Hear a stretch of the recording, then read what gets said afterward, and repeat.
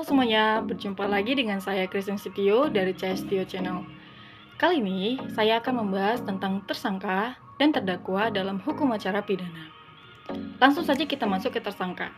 Menurut definisinya, di pasal 1 angka 14 KUHP, Jonto putusan MK nomor 21 garing PUU garis hubung 12 garing 2014, yang dimaksud dengan tersangka adalah seorang yang karena perbuatannya atau keadaannya berdasarkan bukti permulaan cukup patut diduga sebagai tindak pidana. Nah, di penetapan tersangka sendiri merupakan salah satu dari kegiatan penyidikan tindak pidana. Kita tarik ke materi sebelumnya yang kita bahas di video sebelumnya. Penyidikan itu adalah serangkaian tindakan penyidik, ya, di mana penyidik melakukan serangkaian kegiatan untuk menemukan bukti yang cukup dan juga menemukan tersangkanya. Nah, lalu, dalam menetapkan seorang tersangka harus didasarkan paling sedikit 2 alat bukti yang didukung dengan barang bukti dan dilaksanakan melalui mekanisme gelar perkara, kecuali tertangkap tangan. Nah, 2 alat bukti, lagi-lagi kita berbicara tentang pasal 184 KUHP, yaitu alat bukti yang sah menurut KUHP, seperti keterangan saksi, keterangan ahli, surat, petunjuk, dan juga keterangan terdakwa. Bila bukti permulaan sudah cukup dan didukung barang bukti, akan dilaksanakan melalui mekanisme gelar perkara, kecuali tertangkap tangan. Lagi-lagi tertangkap tangan kita bahas, kenapa? Karena tertangkap tangan itu tidak termasuk ke dalam kewajiban yang harus digunakan dengan surat perintah. Kalau dia tertangkap tangan, dia tidak perlu menggunakan surat perintah. Berbeda dengan penangkapan, dia harus melalui surat perintah tugas, baru dia bisa menangkap seseorang. Nah, berbicara tentang hak privilege yang dimiliki tersangka adalah perlindungan dari stigmatisasi praduga bersalah oleh praduga tak bersalah, presumption of innocence. Artinya apa? Setiap orang yang disangka, ditangkap, ditahan, dituntut, atau dihadapkan di muka sidang pengadilan wajib dianggap tidak bersalah sampai adanya putusan pengadilan yang menyatakan kesalahannya dan memperoleh keputusan hukum yang tetap atau kekuatan hukum yang tetap. Nah, jadi ketika hak seseorang atau hak privilege daripada tersangka itu, ya, dia tidak boleh dinyatakan bersalah sampai ada keputusan hakim yang menyatakan bahwa dia telah melakukan tindak pidana dan memperoleh kekuatan hukum tetap. Kita masuk ke terdakwa. Terdakwa berdasarkan definisi yang tercantum di pasal 1 angka 15 KUHP, yaitu terdakwa adalah seorang tersangka yang dituntut, diperiksa, dan diadili di sidang pengadilan. Nah, menurut Adam Ilyas, dalam bukunya yang berjudul Hukum Acara Pidana dari Penyelidikan hingga Eksekusi Putusan di halaman 58-59, dari definisi 1 angka 15 KUHP dapat dipahami bahwa seorang terdakwa pastilah seorang tersangka yang kemudian menjadi terdakwa karena perkaranya dilimpahkan ke pengadilan. Oleh karena itu dapat disimpulkan bahwa terdakwa adalah seorang yang sedang diadili di pengadilan dengan tuduhan atas suatu perkara pidana. Jika dibandingkan dengan tersangka, terdakwa merupakan status yang lebih tinggi dibandingkan dari tersangka. Apabila ditemukan bukti lebih lanjut mengenai dugaan terhadap tindak pidana, maka akan ditetapkan sebagai terdakwa. Kemudian, berkas perkara penyelidikan yang telah lengkap menjadi bahan untuk memulai sidang di pengadilan. Nah, di sini kita dapat kesimpulin nih, apa perbedaan dari tersangka dan terdakwa? Perbedaannya itu terletak pada tahapannya dalam penyelesaian perkara pidana. Penyebutan tersangka terdapat pada tahapan penyidikan, di mana seseorang yang karena perbuatannya atau keadaannya berdasarkan bukti permulaan patut diduga sebagai pelaku tindak pidana. Selanjutnya, jika tersangka perkaranya dilimpahkan ke pengadilan, maka ia statusnya menjadi terdakwa, bukan tersangka lagi. Nah, tadi kita udah bahas nih definisi-definisi daripada tersangka dan terdakwa. Nah, adapun diatur dalam Undang-Undang Nomor 8 Tahun 1981 tentang KUHP, ada hak-hak tersangka dan terdakwa. itu terdapat di pasal 50 sampai pasal 68. Nah, di pasal 50 ayat 1 dikatakan bahwa hak tersangka berhak segera mendapatkan pemeriksaan oleh penyidik dan selanjutnya dapat diajukan kepada penuntut umum. Di ayat 2, tersangka berhak perkaranya segera dimajukan ke pengadilan oleh penuntut umum. Di ayat ketiga, terdakwa berhak segera diadili oleh pengadilan. Jadi, setelah penyidik melakukan proses penyidikan, kemudian mengirimkan berkas perkara tahap pertama setelah P21 atau lengkap, baru dilanjut ke tahap kedua yaitu penyerahan tersangka dan barang bukti sehingga sempurnalah proses penyidikan yang dilakukan oleh penyidik. Kemudian, JPU atau Jaksa Penuntut Umum menerima berkas dan tersangka serta barang bukti itu harus segera dilimpahkan ke pengadilan agar terdakwa segera diadili setelah semua include sudah lengkap. Nah, di pasal 51-nya untuk mempersiapkan pembelaan. Nah, tersangka berhak untuk diberitahukan dengan jelas dalam bahasa yang dimengerti olehnya tentang apa yang disangkakan kepadanya pada waktu pemeriksaan dimulai. Di bagian B-nya, terdakwa berhak untuk diberitahukan dengan jelas dalam bahasa yang dimengerti olehnya tentang apa yang didakwakan kepadanya. Jadi, tersangka ataupun terdakwa dari awal sebelum dilakukan proses pengadilan, sebelum proses pemeriksaan dimulai, harus mengetahui dulu perkara apa yang disangkakan, perkara apa yang didakwakan, lotus delictinya, tempat kejadiannya, tempus delictinya atau waktu kejadiannya, dan pasal apa yang diterapkan kepada mereka. Itu harus jelas terlebih dahulu, sehingga setelah mengerti baru dimulai pemeriksaannya. Jadi tersangka ini mempunyai hak akan hal itu sehingga jelas nantinya.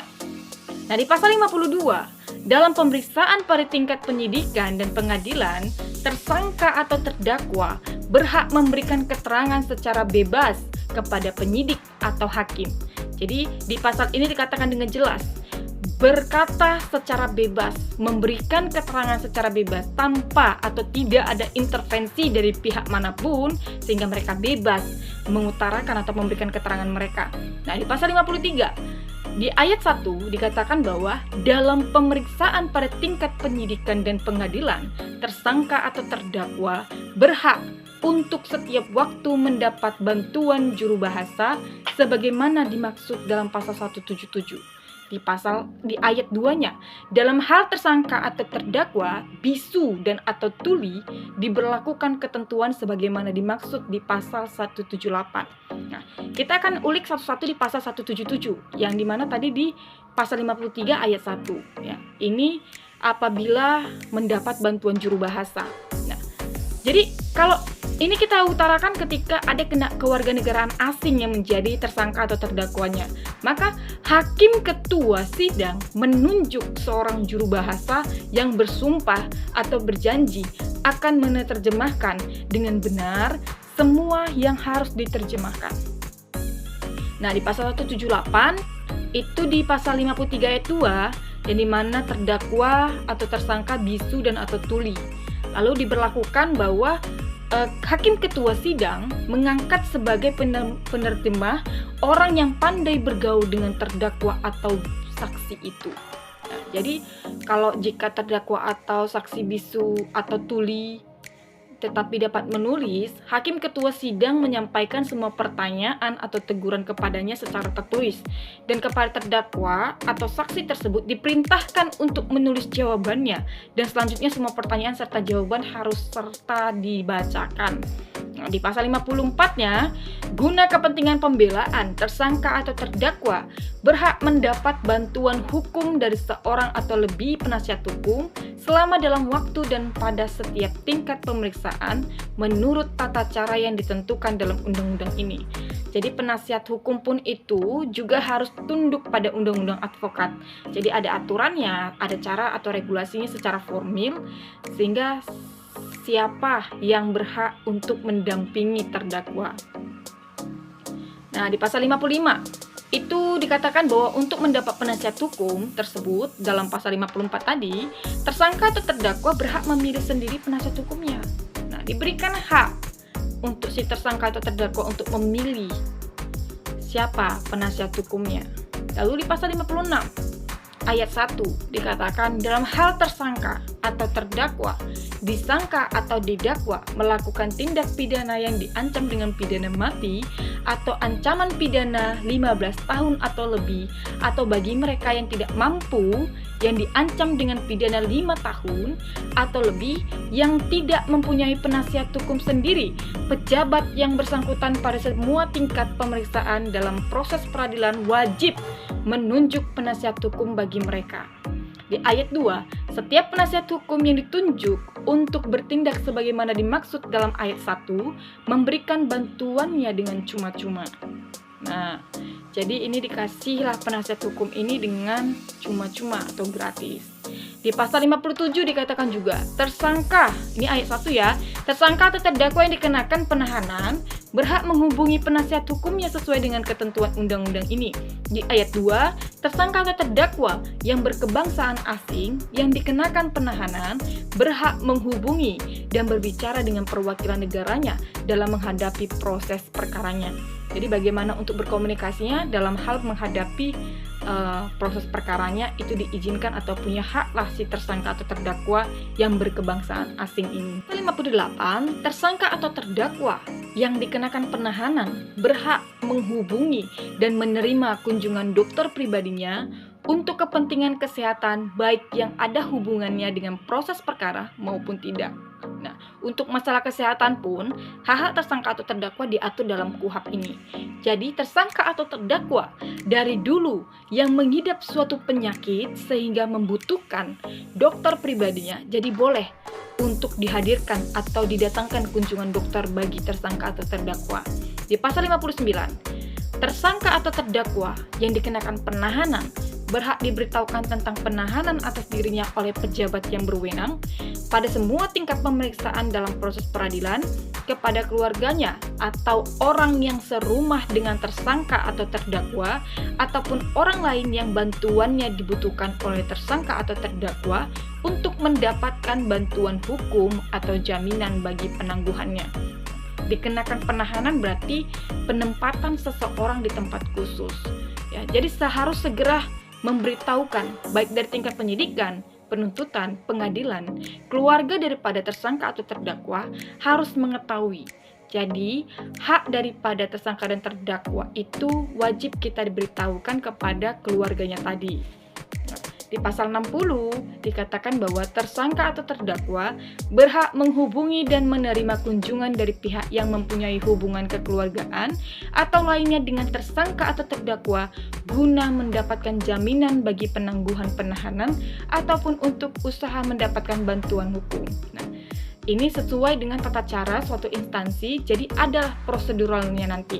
Di pasal 61, tersangka atau terdakwa berhak secara langsung atau dengan perantaraan penasihat hukumnya menghubungi dan menerima kunjungan sanak keluarganya dalam hal yang tidak ada hubungannya dengan perkara tersangka atau terdakwa untuk kepentingan pekerjaan atau untuk kepentingan kekeluargaan. Nah, itu juga termasuk daripada hak-hak tersangka dan terdakwa. Di pasal 62 ayat 1, tersangka atau terdakwa berhak mengirim surat kepada penasihat hukumnya dan menerima surat dari penasihat hukumnya dan sanak keluarganya setiap kali diperlukan olehnya. Untuk keperluan itu, bagi tersangka atau terdakwa disediakan alat tulis menulis. Di ayat kedua, surat menyurat antara tersangka atau terdakwa dengan penasihat hukumnya atau sanak keluarganya tidak diperiksa oleh penyidik, penuntut umum, hakim, atau pejabat rumah tahanan negara kecuali, nah ada pengecualian di sini, tidak jika terdapat cukup alasan untuk diduga bahwa surat menyurat itu disalahgunakan. Ada pengecualian. Nah, di ayat 3-nya, dalam hal surat tersangka atau terdakwa itu ditilik atau diperiksa oleh penyidik, penuntut umum, hakim, atau pejabat rumah tahanan negara, hal itu diberitahukan kepada tersangka atau terdakwa dan surat tersebut dikirim kembali kepada pengirimnya setelah dibubuhi cap yang berbunyi telah ditilik. Nah, di pasal 63, tersangka atau terdakwa berhak menghubungi dan menerima kunjungan dari rohaniawan. Jadi apapun agamanya si tersangka atau terdakwa berhak untuk menghubungi atau menerima kunjungan daripada rohaniawan.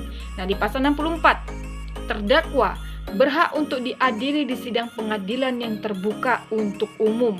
Nah, kita ketahui bahwa sidang itu ada dua, tertutup untuk umum dan terbuka untuk umum. Tapi tersangka atau terdakwa berhak untuk disidangkan di pengadilan yang terbuka untuk umum. Nah, di pasal 65 ini, tersangka atau terdakwa berhak untuk mengusahakan dan mengajukan saksi dan atau seseorang yang memiliki keahlian khusus guna memberikan keterangan yang menguntungkan bagi dirinya. Nah, jadi apabila dalam proses penyidikan sampai proses pengadilan, apabila menurut tersangka atau terdakwa tadi ada saksi yang menurutnya dapat meringankan atau menguntungkan bagi dirinya, boleh si tersangka atau terdakwa mengajukannya atau mengusahakannya. Lalu di pasal 66, tersangka atau terdakwa tidak dibebani kewajiban pembuktian. Jadi dalam proses penyidikan, baik proses peradilan, di sini di tahap penyidikan, penyidik tidak mengejar pengakuan. Begitupun juga dalam proses persidangan, hakim tidak mengejar pengakuan. Karena intinya, apabila minimal 2 alat bukti, sebagaimana tadi diatur dalam pasal 184 KUHP, dan ditambah keyakinan hakim bahwa terdakwalah yang benar-benar melakukan suatu delik atau tindak pidana, itu baru dilakukan putusan. Tapi kalau si terdakwa mungkin dalam memberikan keterangan berbelit-belit, itu menjadi penilaian tersendiri bagi hakim karena dalam proses persidangan mempersulit jalannya proses persidangan. Pasal 67, terdakwa atau penuntut umum berhak untuk minta banding terhadap putusan pengadilan tingkat pertama kecuali terhadap putusan bebas, lepas dari segala tuntutan hukum yang menyangkut masalah kurang tepatnya penerapan hukum dan putusan pengadilan dalam acara tepat. Nah, jadi apabila si tersangka atau terdakwa tadi tidak menerima atau kurang puas dengan putusan tingkat pertama, itu boleh mengambil upaya hukum ke pengadilan tingkat tinggi, yaitu tahap upaya hukum banding. Apabila tidak juga puas dalam hal putusan pengadilan tinggi, bisa melakukan upaya hukum lagi di tahap kasasi ke Mahkamah Agung. Apabila tidak puas juga melakukan upaya hukum luar biasa apabila ada novum atau fakta baru bisa melakukan upaya hukum peninjauan kembali. Nah, di pasal 68 ini adalah hak terakhir daripada tersangka dan terdakwa. Tersangka atau terdakwa berhak menuntut ganti kerugian dan rehabilitasi sebagaimana diatur dalam pasal 95 ayat dan selanjutnya. Salah satu instrumen yang mungkin dipakai yaitu pra-peradilan. Jadi sangat jelas ya, bahwa seluruh proses dalam melakukan upaya paksa atau proses penyidikan sampai proses pengadilan itu semua ada regulasinya. Jadi ada aturan yang mengatur si pejabat penyidik bekerja secara profesional dan proporsional. Nah, sekian dulu untuk pembahasan tersangka dan terdakwa. Kita akan lanjut di video selanjutnya yaitu penggeledahan dan penyitaan. Sampai jumpa di video berikutnya.